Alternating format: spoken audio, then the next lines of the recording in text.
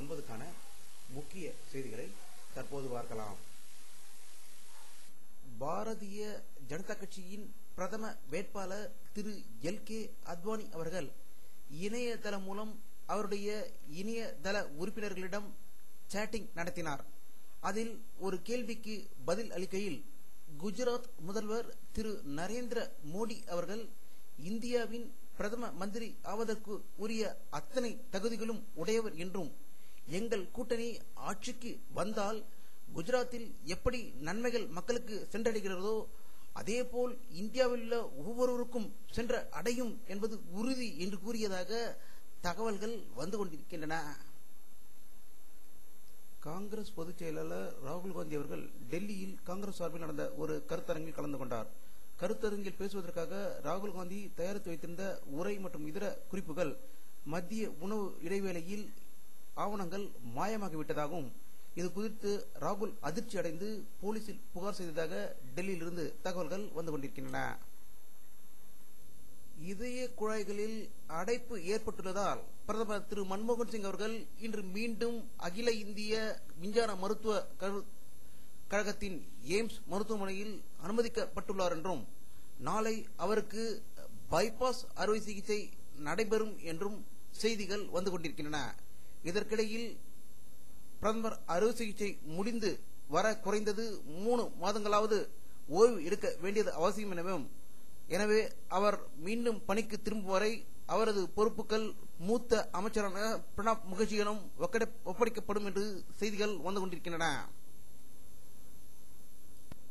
மும்பை தீவிரவாதிகளுடன் மோதிய வீரமரணமடைந்த மகாராஷ்டிரா தீவிரவாத ஒழிப்பு படை தலைவர் ஹேமந்த் கார்கரே, சப் இன்ஸ்பெக்டர் துக்காராம் கோபால் பொம்லே மற்றும் கமாண்டோ வீரர் சந்தீப் உன்னிகிருஷ்ணன் ஆகியோருக்கு அசோக் சக்ரா விருதுகள் தேர்வு செய்யப்பட்டிருப்பதாக டெல்லியிலிருந்து தகவல்கள் வந்து கொண்டிருக்கின்றன.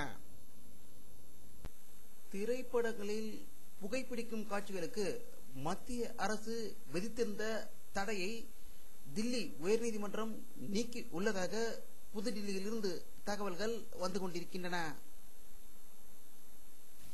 இந்திய ரயில்களில் பயணம் செய்யும் புற்று நோயாளிகள் மற்றும் அவர்களுக்கு உதவியாக வருபவர்களுக்கு இருக்கை ஒதுக்கீட்டில் முன்னுரிமை அளிக்க வேண்டும் என்று ரயில்வே வாரியம் உத்தரவிட்டுள்ளதாகவும், இது தொடர்பாக வாரியம் அனைத்து மண்டல ரயில்வே அலுவலகங்களுக்கும் சுற்றறிக்கை அனுப்பியுள்ளது. உதவிக்கு ஒருவருடன் ரயில் பயணம் செய்யும் புற்றுநோயாளிக்கு 2ஆம் வகுப்பு குளிர்சாதன இருக்கை வசதியில் 75% கட்டண சலுகை அளிக்க வேண்டும் என்று உத்தரவிட்டுள்ளதாக தகவல்கள் வந்து கொண்டிருக்கின்றன. பாகிஸ்தான், ஆப்கானிஸ்தான் போன்ற நாடுகள் சர்வதேச பாதுகாப்புக்கு பெரும் அச்சுறுத்தலாக திகழ்வதாக அமெரிக்காவின் புதிய அதிபரான திரு பாரக் ஒபாமா அவர்கள் செய்தியாளர்களிடம் தெரிவித்ததாக தகவல்கள் வந்து கொண்டிருக்கின்றன.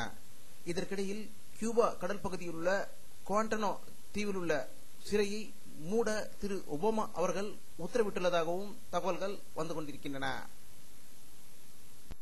தமிழ் ஈழத்தில் தமிழின அழிப்பினை கட்டவிழ்த்து விட்டுள்ள ஸ்ரீலங்காவுக்கான பொருளாதார உதவிகளை நிறுத்த கோரி நார்வேவில் உள்ள ஜப்பான் தூதரகத்துக்கு முன்பாக நேற்று கவன ஈர்ப்பு போராட்டம் நடத்தப்பட்டதாக நார்வேயிலிருந்து தகவல்கள் வந்து கொண்டிருக்கின்றன.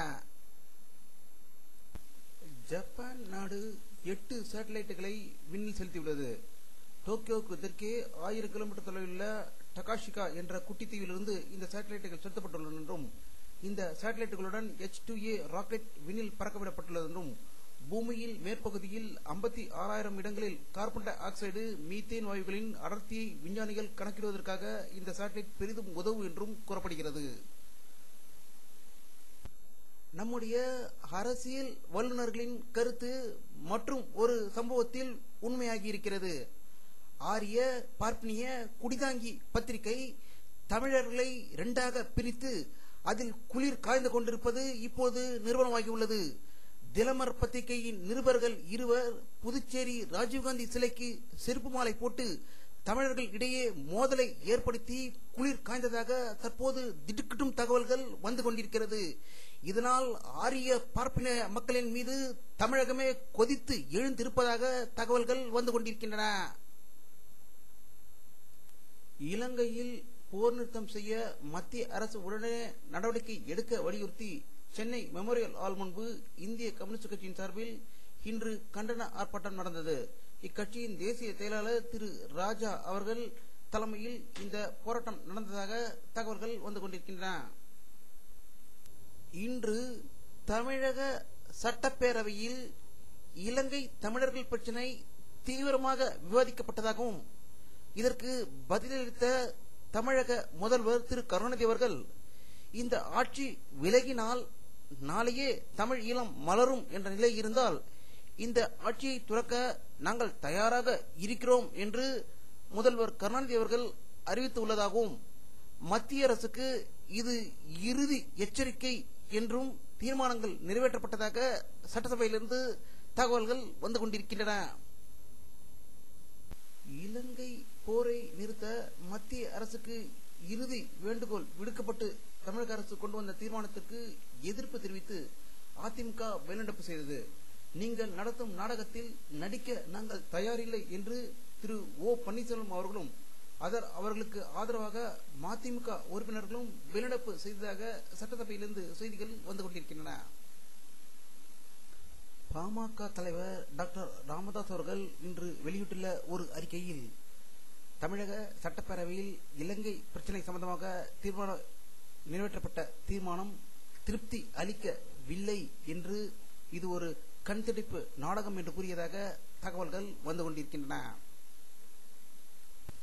தமிழ் ஈழம் மீதான தாக்குதல்களை தடுத்து நிறுத்த கோரியும் இலங்கையில் போர் நிறுத்தம் ஏற்படுத்த இந்திய மத்திய அரசு உடனடியாக தலையிட வேண்டும் என்பதை வலியுறுத்தி தமிழ்நாடு முழுவதும் இன்று 4வது நாளாக மாணவர்கள் போராட்டம் நடத்தி வருகின்றன. சென்னை பல்கலைக்கழக மாணவர்கள் இன்று வகுப்புகளை புறக்கணித்து போராட்டம் நடத்தியதாக தகவல்கள் வந்து கொண்டிருக்கின்றன. இலவச கலர் டிவி விநியோகத்தில் ஊழல் புரிந்ததாக குற்றம் சாட்டப்பட்ட வழக்கில் இருந்து முன்னாள் அதிமுக அமைச்சரும் இந்நாள் திமுக பிரமுகருமான திரு செல்வ கணபதி அவர்கள் விடுதலை செய்யப்பட்டுள்ளார் என்று செய்திகள் வந்து கொண்டிருக்கின்றன. இதை பற்றி நம்முடைய அரசியல் கருத்து கேட்ட போது சாட்சிக்காரனிடம் காலில் விழுவதை விட சண்டைக்காரனிடம் காலில் விழுவது மேல் என்பது உண்மையாக இருக்கிறதோ என்று கூறினார்கள். சிங்கள கடற்படையினரின் அட்டகாசம் உச்ச கட்டத்தை அடைந்திருக்கிறது. இலங்கை கடல் எல்லைக்குள் நுழைந்ததாக கூறி 24 தமிழக மீனவர்களை அந்நாட்டு சிங்கள கடற்படை கைது செய்துள்ளதாக தகவல்கள் வந்து கொண்டிருக்கின்றன. வரும் 26ஆம் தேதி டெல்லியில் நடக்க உள்ள குடியரசு அணிவகுப்பில் தமிழகத்தின் சார்பாக கலந்து கொண்ட திராவிட தமிழர்களின் பாரம்பரிய கலை நிகழ்ச்சி ஒத்திகை இன்று டெல்லியில் நடந்தது. இது தமிழகம் சார்பாக நடந்த நிகழ்ச்சியை இந்த படத்தில் காணலாம். திரு நேதாஜி சுபாஷ் சந்திரபோஸ் அவர்களின் 113வது பிறந்த நாளை ஒட்டி சென்னை காமராஜர் சாலையில் அமைந்துள்ள அவரது திருவுருவ சிலைக்கு மாண்புமிகு செய்தித்துறை அமைச்சர் திரு பருதி இளம்பருதி மற்றும் அமைச்சர்கள் பலர் மலர் தூவி மரியாதை செலுத்தியதாக செய்திகள் வந்து கொண்டிருக்கின்றன. வானிலை அறிக்கை 23 ஜனவரி 2009 பிற்பகல் 2 மணி அளவில் எடுக்கப்பட்ட புகைப்படத்தை தற்போது பார்த்துக் கொண்டிருக்கிறீர்கள். தமிழகத்தில் மேகமூட்டம் எதுவும் தெரியவில்லை. நேற்று இருந்த வங்க கடலில் உள்ள மேகமூட்டங்கள் கலைந்து மறுபடியும் வங்கக்கடலில் அதிகமான மேகமூட்டங்கள் வந்து கொண்டிருப்பதும் இது தமிழகத்தை நோக்கி வருவதற்கு குறைந்தது 24 மணி நேரம் ஆகும் என்றும் நாளை இந்த படத்தை பார்க்கும்போது மழை பெய்யுமா என்பதை பார்க்கலாம். இத்துடன் இந்த செய்தி அறிக்கை நிறைவடைகிறது. மீண்டும் நியூஸ் தமிழ் செய்தி அறிக்கையில் உங்களை சந்திக்கும் முறை உங்களிடமிருந்து விடைபெறுவது உங்கள் கே பாலாஜி.